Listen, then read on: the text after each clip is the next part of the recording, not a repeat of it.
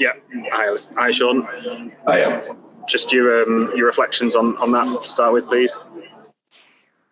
Well, a pretty sedate first half from both sides, I thought. Kind of that kind of standoff feel to it. They're having a tough start to the season, obviously, for a side like that. We ourselves are. So there was that kind of edginess and nothing too clinical either way. And unfortunately, they find a new kick to take the lead. Nothing in the game, I didn't think. The second half, things changed considerably. So the reaction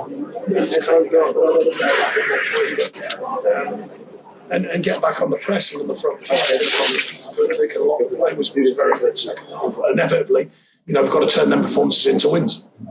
What was your view on the penalty that wasn't given? It put me in mind of the Patrick Bamford, Nick Pope one last season at Leeds, quite a similar sort of challenge.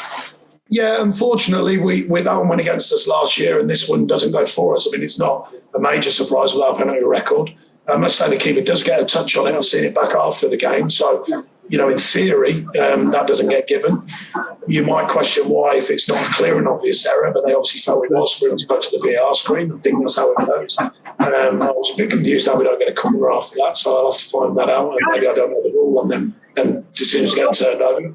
But as you said, football changes, the viewpoint changes. Last season, which I didn't think was going to end by the way, Nick Pope gets given. This season it doesn't get given, and that's sometimes the way it goes. Our record for penalties is horrendous, as you know.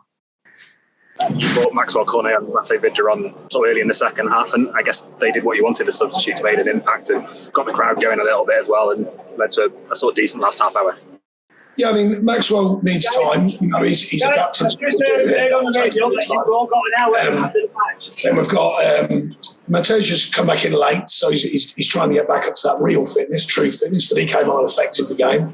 So I was pleased with them too. And then Jay's tried, the little spell at the end of the game just to try and change the feel. But we weren't a million miles away second half at the beginning of the second half. I just felt it just needed that little bit more. And I'm pleased with the way they've reacted and the way they've taken on the second half. More to come from them players, I feel. What was your sort of view on Maxwell's performance and how has he been over the last sort of week or so? Now he's had a bit more of a chance to settle in. Yeah, good. He seems to be getting involved with the group. I think the timings wasn't right against Everton. I felt it was today. He did very well with the ball. He's got to learn outside of that. When they haven't got the ball, maybe just them little nuances of the Premier League and how quickly teams going to work on transition. But we bought him in because we feel he's a good player, and I'm sure he'll continue to adapt to the challenge of the Premier League. And just a couple on the injuries, Connor Roberts and Kevin Long, might they have a chance of featuring on Tuesday? Are they at that stage yet? No. Nice one. Thanks, Sean. Cheers, thank you. Thanks, Alex. Chris Borden. Is Chris on or Dan Black?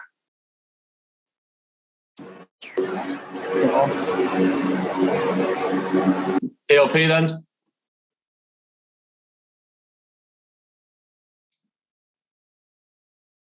No. Andy Jones? Yeah.